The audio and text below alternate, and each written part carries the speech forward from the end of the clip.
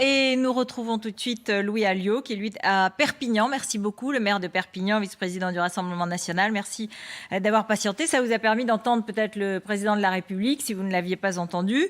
Les extrêmes ajoutent de la crise à la crise. Il nous faut suivre la voie de la cohérence, de la compétence et de la confiance.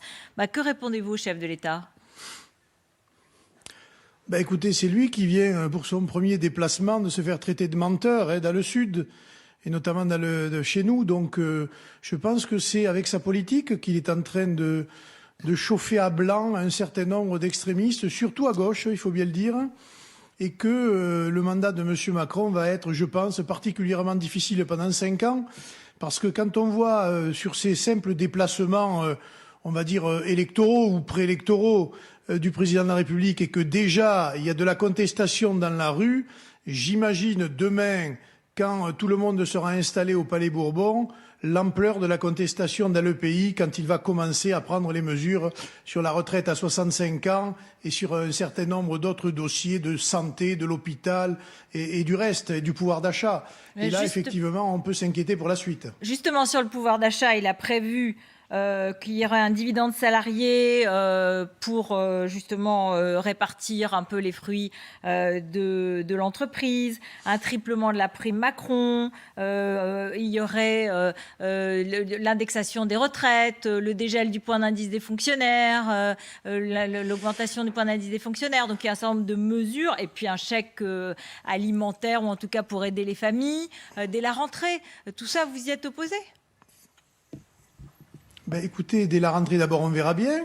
Ensuite, c'est à l'Assemblée nationale de voter. Le temps que tout le monde s'installe, en débatte et de regarder les amendements et de voir d'ailleurs quelle sera la majorité de M. Macron s'il a la majorité, ça fait beaucoup d'incertitudes pour arriver au bout. Il aurait pu prendre des mesures immédiates. On voit bien l'augmentation de l'essence, on voit bien l'augmentation des denrées alimentaires. Et après tout, on ne le sent pas très, finalement, concerné par l'urgence d'un certain nombre de situations précaire de beaucoup de nos compatriotes qui sont aujourd'hui dans l'expectative et à qui il ne parle pas. Il est en campagne électorale, il fait de la communication, il va à Gaillac pour parler de la sécurité. Je sais bien que Gaillac est une bourgade du Tarn que je connais particulièrement, mais jusqu'à présent, elle n'était pas très connue pour une grosse insécurité. Il aurait pu aller dans d'autres villes, et notamment dans les villes de ses opposants, et notamment, pourquoi pas à Perpignan, et je lui aurais montré l'état de son commissariat de police, qui attend toujours à la fois un nouveau lieu, de nouveaux investissements, parce que les policiers travaillent dans des conditions absolument abominables, et aujourd'hui, en plus, non seulement ils travaillent dans des conditions abominables, mais en plus, ils se font insulter et montrer du doigt par un candidat d'extrême gauche à la tête d'une coalition des contraires qui me paraît absolument dangereuse pour la démocratie. Alors, Emmanuel Macron, il a rappelé qu'il avait promis le doublement des effectifs de policiers d'ici 2030. Donc, c'est sa promesse en matière de sécurité, Claire. Oui, clair, comme il l'avait déjà promis il y a déjà 5 ans, et on sait ce que valent les promesses que fait M. Macron. Personne n'en croit rien. D'ailleurs, dans notre démocratie aujourd'hui, malheureusement, les Français ne croient plus au débat démocratique, ni même à la politique telle qu'elle est pratiquée, et ils attendent des actes. Et malheureusement, M. Macron est dans son 2e mandat maintenant. Que nous prépare-t-il? Personne ne le sait. Une chose est sûre, au regard du premier, ça ne sera ni bon pour la France, ni bon pour le portefeuille des Français. Alors, le portefeuille, justement, il a dit il n'y a pas d'argent magique. Ceux qui vous promettent et qui vous disent pas comment ils financent, en fait, c'est des impôts cachés et de la dette qui viendra pour nos enfants. Est-ce que vous vous êtes senti concerné ? Non, écoutez, moi je regarde ma feuille d'impôt, c'est plutôt lui qui devrait se sentir concerné. Quand on regarde l'augmentation de la fiscalité sur beaucoup de produits, quand on regarde l'augmentation de la fiscalité locale notamment, et de petit à petit la restriction qu'il met sur les budgets des communes en enlevant un certain nombre de moyens et en imposant un certain nombre de réformes à la charge du contribuable localement, ça a des conséquences sur le terrain. Je ne parle même pas du coût de la vie qui est en train d'exploser, du problème des crédits immobiliers et de toute la crise qui est en train aujourd'hui de se mettre en place. Il a l'air de considérer qu'il n'y est pour rien. Mais c'est lui qui gouverne depuis 5 ans. Ce n'est pas nous. Et donc, il devrait regarder son bilan. Quant à la dette, il y a un certain nombre de facteurs extérieurs à la crise quand même. Il y a un certain nombre de facteurs extérieurs à la crise on a bien compris, Madame Elkrief, que On a bien compris, Madame Elkrief, que quand tout va mal, ce sont des facteurs internes et ce sont ses opposants politiques. Et quand tout va mal sur le pouvoir d'achat, c'est aussi des facteurs extérieurs. Mais encore une fois, c'est lui qui est aux commandes. Il a une obligation de résultats. Et en matière de fiscalité, c'est le cas, mais en matière d'endettement, j'y reviens, lors du débat du deuxième tour, c'est lui qui a augmenté la dette en France de 600 milliards. Et c'est pas seulement le Covid, c'était sa politique qui a organisé cette dette-là, et nous allons la payer à l'avenir, et très certainement, nous serons obligés d'augmenter cet endettement. Et ça, c'est Monsieur Macron, et en matière d'économie, on voit bien les dégâts que procure sa politique. Si les Français veulent vraiment changer de politique, il faut qu'ils arrêtent de faire confiance aux mêmes. Il faut qu'ils arrêtent d'écouter des démagogues comme M. Mélenchon, qui est le seul responsable de l'élection de M. Macron et qui aujourd'hui nous fait croire qu'il est un opposant. C'est lui qui a voté pour M. Macron. Et ce qui est intéressant, c'est que le monsieur que vous avez trouvé dans le village, qui est sûrement un ancien socialiste ou un socialiste, eh bien, il a avoué que c'est lui qui a mis M. Macron aux affaires. Et maintenant, eh bien, écoutez, il va en subir les conséquences, mais malheureusement, tous les Français avec lui. Vincent Trémollet de Villers du Figaro vous pose une question. J'ai une question, Louis Alliot, sur votre campagne et peut-être un regret que vous avez. Marine Le Pen est arrivée deuxième, elle a fait 41%, elle a fait 13 millions de voix. Et pourtant, maintenant, dans l'imaginaire collectif, l'opposant à Emmanuel Macron, c'est Jean-Luc Mélenchon. Et finalement, le finaliste, le duelliste face au chef de l'État, ça n'est pas Marine Le Pen, ça n'est pas le Rassemblement national, c'est la NUP et à sa tête, le patron des Insoumis, Jean-Luc Mélenchon. Est-ce que vous n'êtes pas parti beaucoup trop tard ? Non, écoutez, on est sur la lancée de l'élection présidentielle, mais vous savez, l'affaire Mélenchon, elle est simple. Hein. Elle est réunir dans un accord d'intérêts électoraux, de privilèges électoraux, des gens qui ne pensent rien sur des sujets importants comme le nucléaire, comme l'armée, comme la police, qui sont aujourd'hui alliés pour se faire élire, mais qui demain à l'Assemblée siégeront dans des groupes différents et peut-être même s'opposeront parce qu'ils ne pensent pas la même chose. Donc de ce point de vue, c'est un marché de dupes. Ce sont des menteurs. Et ensuite, je vais vous dire, la campagne de communication autour de M. Mélenchon, tant que les rédactions des principaux médias sera peuplée à plus de 90% par des journalistes qui votent à gauche ou qui soutiennent ce genre d'extrémistes de gauche, eh bien nous aurons ce résultat dans l'ensemble du spectre médiatique. C'est tellement... Non. Attendez, c'est tellement vrai que le CSA, enfin le nouvel organisme, a dénoncé le fait que les médias avaient donné trop de paroles aux mélenchonistes jusqu'à ce jour. Alors ne venez pas aujourd'hui nous dire, mais oui, on vous a pas entendu, puisque c'est vous qui donnez la parole systématiquement à M. Mélenchon. Alors attendez, Louis Alliot, nous on donne la parole à tout le monde. Et on est absolument impeccable sur le temps de parole. Comment vous l'expliquez alors Comment vous l'expliquez Justement, comment vous l'expliquez, Louis Alliot? Et la question c'est, est-ce que Marine Le Pen, lorsqu'elle a pris quelques jours pour se reposer, et on peut l'entendre, on peut le comprendre, il n'y a plus de parti, il n'y a plus de campagne. Pardon, excusez-moi, laissez-moi finir ma question. Il n'y a plus de campagne, il n'y a plus de parti Rassemblement National. Et au début, quand elle revient, elle dit oui, on sera dans l'opposition. Alors que Jean-Luc Mélenchon, lui, dit je serai le Premier ministre. Mais c'est peut-être ça le problème. C'est peut-être votre campagne qui pêche. Oui, mais non, parce que M. Mélenchon est un démagogue. Il peut dire ce qu'il veut. Mais la réalité, c'est la réalité que nous vivons. Nos candidats sont sur le terrain. On n'a pas commandé tard, on n'a pas commencé tard. On fait notre campagne électorale à notre rythme et sur le terrain, en mettant des candidats qui sont implantés, et notamment ici dans les Pyrénées-Orientales, j'ai 4 femmes qui se battent pour défendre nos idées, notre programme, sans compromission avec personne, et ça se passe plutôt bien. Donc ce n'est qu'un prisme médiatique. Et M. Mélenchon peut répéter 150 fois qu'il sera le Premier ministre, il ne le sera pas. Il n'est pas candidat à cette élection législative, et il oblige un certain nombre de gens de gauche aujourd'hui à se résoudre à voter pour lui, alors que beaucoup à gauche ne partagent pas ce qu'ils pensent en matière, comme je l'ai dit, de nucléaire, d'écologie, de police, d'armée, etc. Encore une fois, c'est grave d'ailleurs, parce que ce sont des gens qui vont se faire élire, encore une fois, sur des étiquettes et sur un rassemblement, et qui derrière feront l'inverse de ce pourquoi ils ont été élus. Mais la gauche nous a habitués à cela depuis François Mitterrand. Malheureusement, on connaît le système. Et moi, je déplore qu'un certain nombre de démocrates authentiques se soit résolu à se vautrer dans ce genre d'accord électoral. Mais il n'y a pas un peu d'autocritique nécessaire aussi, parce que quand on regarde le sondage IFOP pour LCI, vous avez 20 à 45 sièges, alors que comme le disait Vincent Trémollet de Villers, bon, il y a la question du système électoral, bien sûr, majoritaire à 2 tours. Enfin, oui, quand on a fait 42% à l'élection présidentielle, on doit être la première force d'opposition quand même. Oui, mais on est la seule force anti-système, car je rappelle que M. Mélenchon a appelé à voter pour M. Macron et qu'il est à la tête d'une coalition d'intérêts, qui n'est pas à la tête d'une coalition qui demain pourra gouverner, parce qu'ils ne sont pas en capacité d'avoir un programme de gouvernement sur des idées communes. C'est vraiment là où est le problème. Donc de ce point de vue-là, on est dans la communication politique, on est dans l'image, on est dans le commentaire, mais on n'est pas dans la réalité. La France souffre d'une politique absolument abominable qui est menée depuis les gouvernements depuis 30 ans, dont M. Mélenchon, il faut quand même le dire, a été sénateur socialiste, ministre socialiste, il a sa part de responsabilité. Et si demain il arrivait malheureusement aux affaires, ça créerait, je pense, le chaos et les conditions d'affrontement dans la France entière.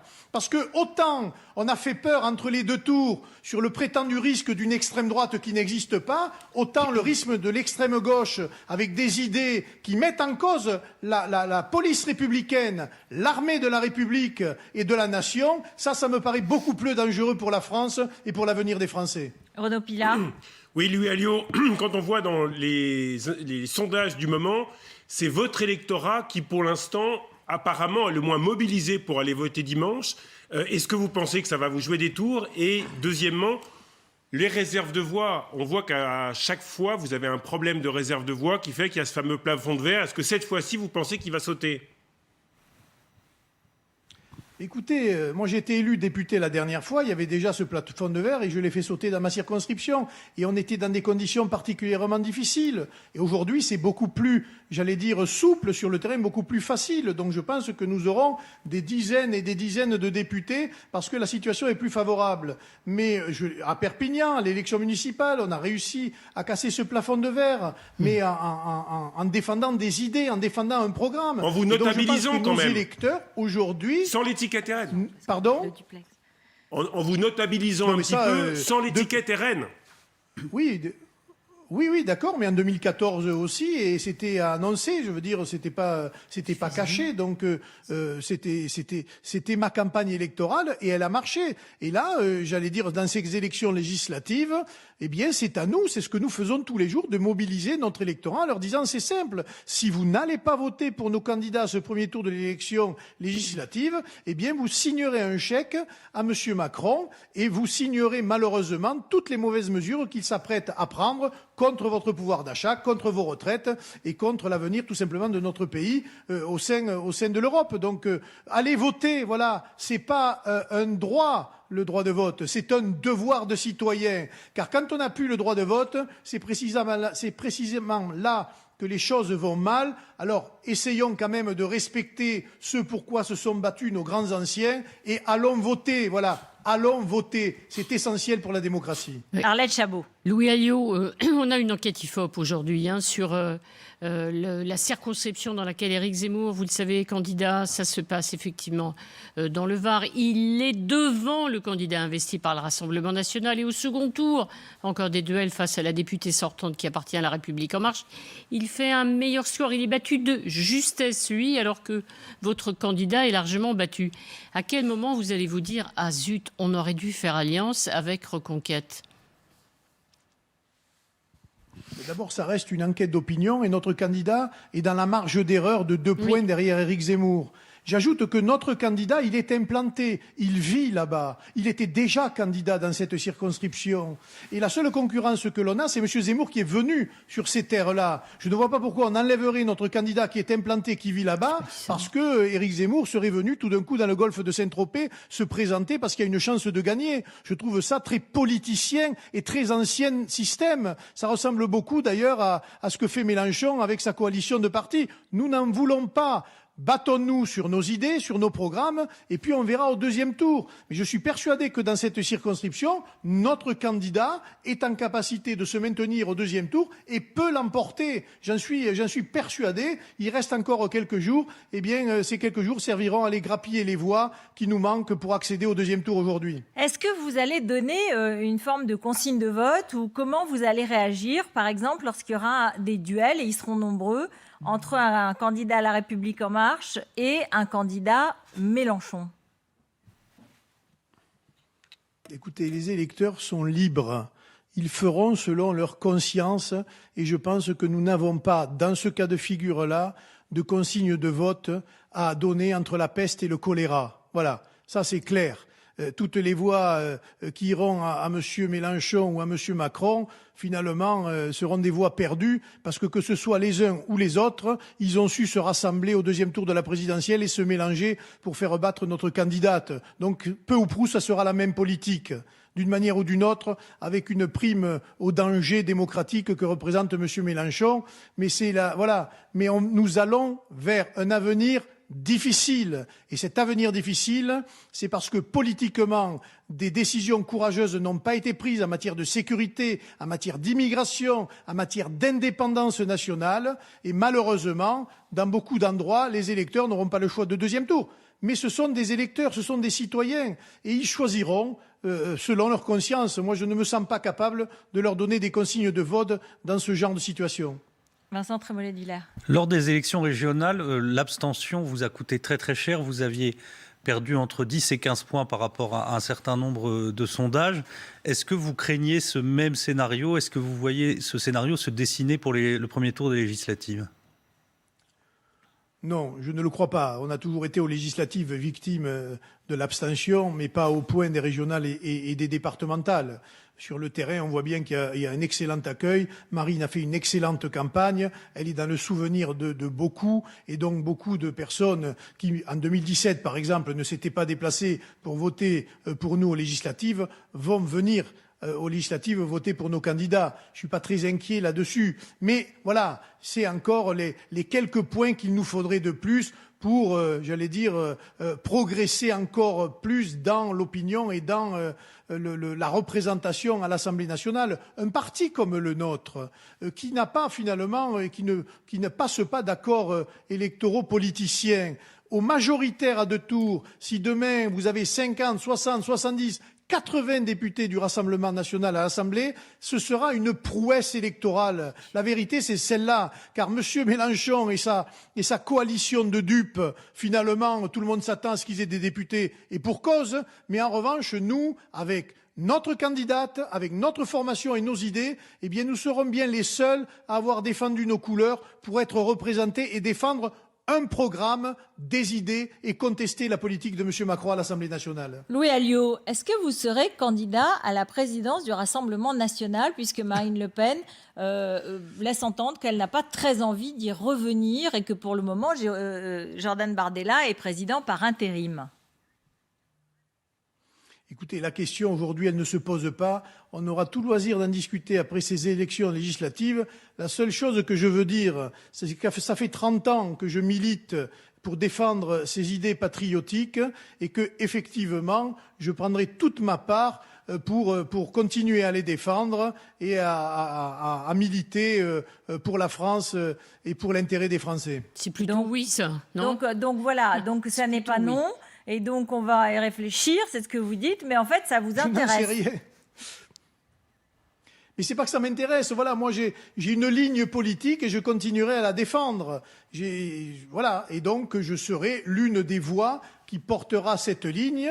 Mais si demain, Jordan porte cette voix, ça ne me gênera absolument pas. Il y en aura très certainement d'autres. Mais moi, je tiens à cette ligne-là qui oscille, on va dire, entre un identitarisme un peu radical que je ne partage pas, et puis une normalisation à outrance que je ne partage pas. C'est exactement la ligne de crête qui a su tracer Marine pendant tout son mandat à la tête du Rassemblement national, et c'est cette ligne de crête qu'il faut continuer à porter. Voilà, il ne faut pas tomber dans un travers ou dans un autre. Bon, voilà, donc ça il y fait aura 30 des débats ans qu'on dit des internes. choses qui aujourd'hui sont en train...